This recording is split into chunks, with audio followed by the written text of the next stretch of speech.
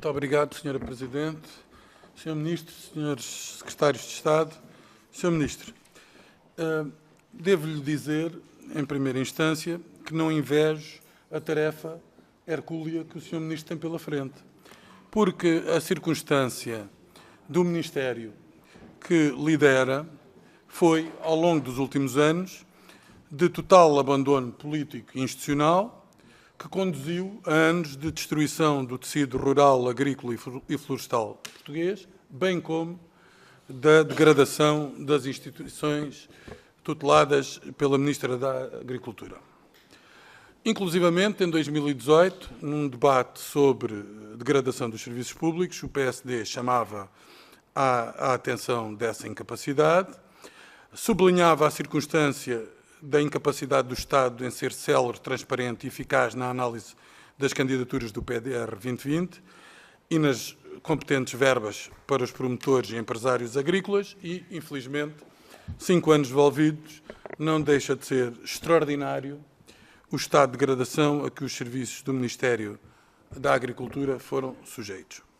O Governo anterior promoveu, desde logo, a desarticulação no Ministério da Agricultura, como algo sem precedentes, sofrendo com isso um setor agroalimentar e agroflorestal com potencialidades económicas ambientais muito significativas e, para além desta circunstância nefasta, verificou-se ainda uma perniciosa ausência de diálogo, promessas infundadas, opções irresponsáveis que puseram em crise a ideia de que o país deve beneficiar do setor primário como instrumento vital para aproveitar os seus recursos endógenos e fortalecer a sua competitividade, num caminho de aumento do rendimento dos agricultores com vista a promover a soberania alimentar.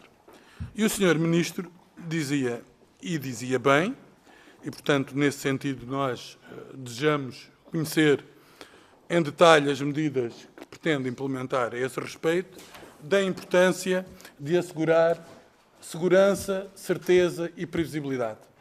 Tudo o que não teve lugar ao longo dos últimos anos. Nós verificamos que, por exemplo, a nível da aplicação da PAC,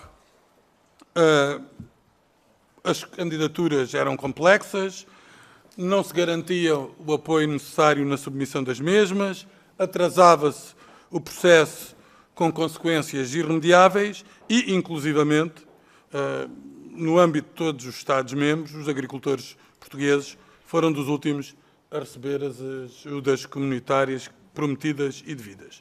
E ainda anunciou, e eu felicito o Sr.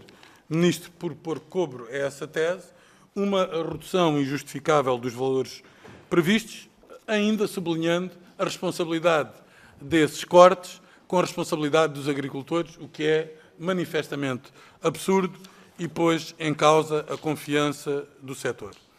Ora, nós estamos num cenário em que tivemos muita instabilidade económica, tivemos uma vertiginosa subida dos custos de produção, inflação, e estes atrasos, para quem tem rendimentos tão parcos e cujas margens não são significativas, são particularmente penosos e põem em causa a competitividade das empresas.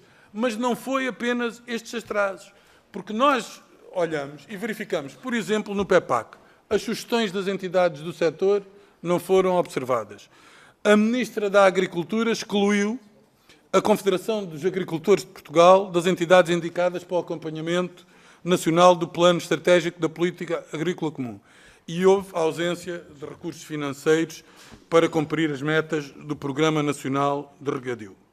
E ainda, e o Sr. Ministro fê-lo aqui com elevação, com honestidade intelectual e com rigor, o Governo decidiu desmantelar os serviços regionais do Ministério da Agricultura numa lógica de centralização, ignorando os trabalhadores e desprotegendo os agricultores.